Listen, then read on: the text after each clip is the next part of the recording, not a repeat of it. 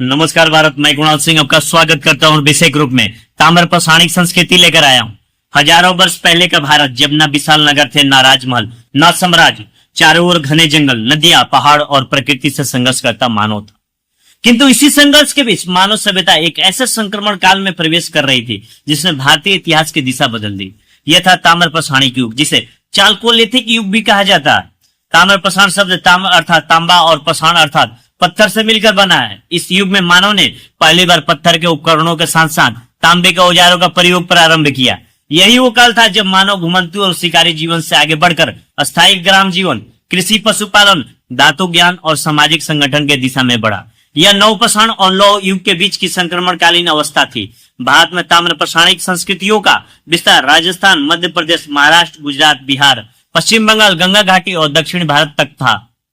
यह वास्तव में भारतीय इतिहास की ग्रामीण क्रांति थी, जिसने अस्थायी जीवन, भोजन उत्पादन आधारित अर्थव्यवस्था, ग्राम सभ्यता और भविष्य के नगरीकरण की आधार भूमि तैयार की। ताम्र पाषाणिक संस्कृति की सबसे बड़ी विशेषता अस्थायी ग्राम जीवन का विकास था। अधिकांश बस्तियां नदियों के किनारे विकसित हुई क्योंकि जल, कृषि और जीवन दोनों का आधार था। उपजाऊ जलोढ़ मिट्टी और मानसूनी वर्षा पर आधारित कृषि प्रणाली ने इन ग्राम को जीवन दिया। लोग मिट्टी, बांस, लकड़ी और घास फूस से बने गोलाकार, आयताकार और वर्गाकार मकानों में रहते थे। कई घरों में मिट्टी के चूल्हे, अनाज भंडारण के बड़े पात्र और सुरक्षा के लिए दीवार तथा खाइयों के प्रमाण मिले हैं। इससे स्पष्ट होता है कि मानव अब अस्थायी और संगठित ग्राम में बस चुका था। कुछ स्थानों पर सामाजिक विभाजन, नेतृत्व वर्ग और प्रशासनिक व्यवस्था के संकेत भी मिले हैं। Clan based settlement, kinship relations और सामुदायिक जीवन की भावना इसी काल में विकसित हुई। ताम्र पाषाणिक समाज मुख्यतः कृषक और पशुपालक था। लोग गेहूं, जौ, चावल, बाजरा, दालें और तिलहन की खेती करते थे। राजस्थान और पश्चिमी भारत में गेहूं और जौ की खेती अधिक थी, जबकि बिहार और पूर्वी भारत में चावल आधारित कृषि विकसित हो चुकी थी।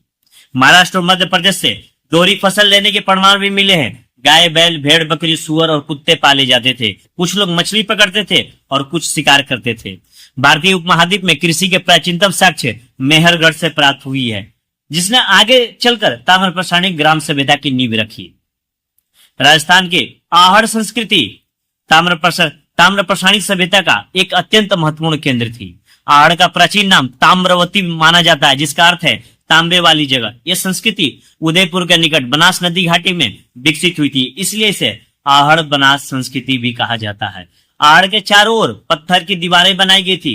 यहाँ मिट्टी और पत्थरों से बने घर मिले हैं तथा कुछ घरों में पक्की ईंटों का प्रयोग हुआ था। यहाँ तांबे के अनेक टुकड़े और ताम्र उपकरण प्राप्त हुए हैं, जिससे स्पष्ट होता है कि धातु कार्य यहाँ की अर्थव्यवस्था का महत्वपूर्ण आधार था। आहड़ संस्कृति की सबसे बड़ी पहचान उसके काले और लाल मृदभांड थे, जिन पर सफेद रंग से ज्यामितीय आकृतियां बनाई जाती थी। यह संस्कृति लगभग 2100 ईसा पूर्व से 1500 ईसा पूर्व तक विकसित रही। यहाँ के लोग गेहूं, जौ और चावल की खेती करते थे तथा पशुपालन भी करते थे। गिलुंद, बलाथल और उजियाना जैसे पुरास्थलों ने आहड़ संस्कृति को और भी महत्वपूर्ण बना दिया। राजस्थान का गणेशेश्वर क्षेत्र तांबे की खान के निकट विकसित हुआ था। यहाँ से तांबे के शस्त्र, भाले, मछली पकड़ने के कांटे और अनेक ताम्र उपकरण प्राप्त हुए हैं। इतिहासकार गणेशेश्वर संस्कृति को आहड़ संस्कृति से संबंधित मानते हैं। राजस्थान वास्तव में तांबे उद्योग और काले लाल मृदभांड संस्कृति का प्रमुख केंद्र था। विभिन्न क्षेत्रों के बीच तांबे, मनकों और मृदभांडों का वस्तु विनिमय भी होता था, जिससे प्रारंभिक व्यापारिक संपर्कों का विकास हुआ। मध्य प्रदेश में विकसित कायथा संस्कृति को हड़प्पा संस्कृति की समकालीन मानी जाता है। इसके मृदभांडों पर प्राक हड़प्पाई प्रभाव दिखाई देते हैं। कुछ विद्वान ताम्र पाषाणिक संस्कृतियों को उत्तर हड़प्पाई ग्रामीण विस्तार भी मानते हैं। यहाँ लगभग 40 गोलाकार झोपड़ियों के अवशेष प्राप्त हुए हैं। मालवा संस्कृति अपने उत्कृष्ट चित्रित मृदभांडों के लिए प्रसिद्ध था। मालवा, कायथा, एरन, नवादा टोली और महेश्वर इसके प्रमुख केंद्र थे। नवादा टोली नर्मदा घाटी में स्थित एक अत्यंत महत्वपूर्ण ताम्र पाषाणिक स्थल था, जिसका उत्खनन प्रसिद्ध पुरातत्वविद HD संकालिया ने कराया था। यहाँ मिट्टी, बांस और लकड़ी से बने घर मिले। लाल और काले रंग के मृदभांडों पर ज्यामितीय अलंकरण बनाए गए थे। नवादा टोली से कृषि, पशुपालन, ग्राम जीवन और सामाजिक संगठन के स्पष्ट प्रमाण मिले हैं। मध्य प्रदेश वास्तव में चित्रित मृदभांड, कृषि और ग्रामीण जीवन के विकास का प्रमुख केंद्र था। महाराष्ट्र की जोरवे संस्कृति ताम्र प्रसारणिक सभ्यता का अत्यंत विकसित चरण थी। इसका काल लगभग 1400 ईसा पूर्व से 700 ईसा पूर्व तक माना जाता है। इसके प्रमुख स्थलों में जोरवे, नेवासा, दैमाबाद, चंदौली, सोनगांव, इनामगांव और प्रकाश शामिल हैं। अब तक लगभग 200 जुर्वे स्थलों की पहचान की जा चुकी है, जिनमें दैमाबाद सबसे बड़ा स्थल माना जाता है। दैमाबाद और मालवा क्षेत्र व्यापारिक संपर्कों के प्रमुख केंद्र थे। जुर्वे संस्कृति में लाल रंग के ऊपर काले रंग से चित्रित मृदभांड प्राप्त होते हैं। नेवासा से रेशम के प्रयोग और दफनाने की विशेष परंपराओं के प्रमाण मिले हैं। चंदौली और नेवासा में बच्चों को गले में तांबे के मनकों का हार पहनाकर दफनाया गया था। इनाम गांव ताम्र प्रसारणिक संस्कृति का अत्यंत महत्वपूर्ण स्थल था। यहाँ प्रारंभिक अवस्था में गोलाकार और बाद की अवस्था में आयताकार मकान मिले। 100 से अधिक घरों का अवशेष प्राप्त हुए हैं। बस्ती के चारों ओर दीवार और खाई थी। शिल्पी और सामान्य लोग पश्चिमी भाग में रहते थे, जबकि सरदार का निवास बस्ती के केंद्र में था। इससे सामाजिक विभाजन और नेतृत्व वर्ग के उदय का संकेत मिलता है। इनाम गांव से मातृ देवी की प्रतिमा, कुम्हार, धातुकार, हाथी दांत के शिल्पी और चूना बनाने वाले कारीगरों के प्रमाण मिले। इसे क्राफ्ट स्पेशलाइजेशन और श्रम विभाजन का विकास स्पष्ट होता है। ताम्र प्रसारणिक काल में मिट्टी के बर्तनों का अत्यधिक महत्व था। आहार संस्कृति के काले और लाल मृदभांड, मालवा संस्कृति के चित्रित बर्तन और जोरवे संस्कृति के लाल रंग पर काले चित्रों वाले पात्र विशेष प्रसिद्ध थे। इन पर त्रिकोण, वृत्त और अनेक ज्यामितीय आकृतियां बनाई जाती थी। इन्हें भोजन पकाने, पानी रखने और अनाज संग्रहण के लिए प्रयोग किया जाता था। इसी काल में भट्टी में पकाए गए मृदभांड तकनीक का विकास हुआ। तांबे से कुल्हाड़ी, चाकू, छुरिया, सुई, भाले और मछली पकड़ने के कांटे बनाए जाते थे। हालांकि पत्थर के औजार पूरी तरह समाप्त नहीं हुए थे। तांबा गलाने की तकनीक, औजार निर्माण और खाद्य भंडारण तकनीक इस युग की तकनीकी उन्नति को दर्शाते हैं। ताम्र प्रसारणिक लोग सूत काटने, कपड़ा बुनने और धातु निर्माण में दक्ष थे। टेक्सटाइल प्रोडक्शन और बेड मेकिंग इंडस्ट्री का पर्याप्त विकास हो चुका था। कार्नेलियन और जेस्पर और क्वार्ट्ज जैसे पत्थरों से सुंदर मनके बनाए जाते थे। गोरैया मध्य प्रदेश से तांबे के 424 औजार और 102 के पतले पात्र मिले हैं, जो धातु ज्ञान की उन्नत अवस्था को दर्शाते हैं। महाराष्ट्र और मालवा से प्राप्त टेराकोटा मूर्तियां धार्मिक विश्वासों का संकेत देती है।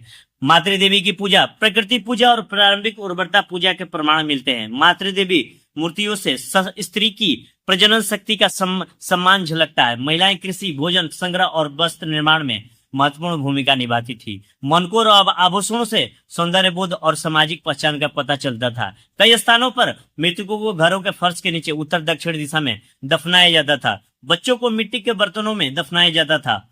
कब्रों में मिट्टी के बर्तन, मनके और आभूषण रखे जाते थे, जो परलोक में विश्वास का संकेत था। एंसेस्टर वर्शिप और ब्यूरियल प्रैक्टिसेस सामाजिक एकता और धार्मिक चेतना के प्रतीक थे। बुर्ज होम से मानव के साथ कुत्ते को दफनाने के प्रमाण मिले, जो मानव और पशु के गहरे संबंध को दर्शाते हैं।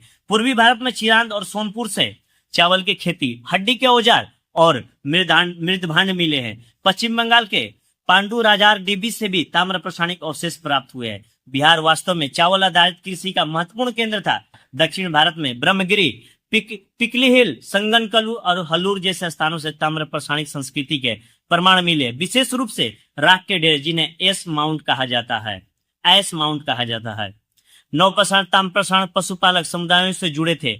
दक्षिण भारत में पशुपालक जीवन और पर्यावरणीय अनुकूलन के विशेष प्रमाण मिले। यही क्षेत्रीय विविधता का ताम्र प्रसारणिक संस्कृति की सबसे बड़ी विशेषता थी। यदि नव प्रसारण और हड़प्पा संस्कृति से तुलना करें तो ताम्र प्रसारण संस्कृति का संक्रमणकालीन स्वरूप और स्पष्ट हो जाता है। नव प्रसारण में केवल पत्थर के औजार थे, जबकि ताम्र प्रसारण में पत्थर और तांबे दोनों का प्रयोग हुआ। नव प्रसारण में कृषि प्रारंभिक अवस्था में थी, जबकि ताम्र प्रसारण काल में कृषि विकसित हो चुकी थी। दूसरी ओर ताम्र प्रसारणिक संस्कृति मुख्यतः ग्रामीण थी, जबकि हड़प्पा संस्कृति एक नगरीय सभ्यता थी। ताम्र प्रसारणिक समाज कृषि और पशुपालन पर आधारित था, जबकि हड़प्पा संस्कृति में व्यापार और नगर योजना का अधिक विकास हुआ था। ताम्र प्रसारणिक लोगों के पास विकसित लिपि नहीं थी, जबकि हड़प्पा वासियों की अपनी लिपि थी। फिर भी ताम्र प्रसारणिक संस्कृति को नगरीकरण की पूर्व पीठिका माना जाता है। ताम्र प्रसारण युग को चालकोलिथिक युग कहा जाता है। नवादा टोली का उत्खनन एस.डी. संकालिया ने किया। आहार संस्कृति काले और लाल मृदभांडों और सफेद ज्यामितीय चित्रों के लिए प्रसिद्ध है। जोरवे संस्कृति महाराष्ट्र से संबंधित है। भीमबेटका गुफा चित्रों के लिए विश्वविख्यात है। भारतीय पुरातत्व संरक्षण संस्कृति मंत्रालय के अंतर्गत कार्य करता है। भारतीय पुरातत्व का जनक अलेक्जेंडर कनिंघम को कहा जाता है।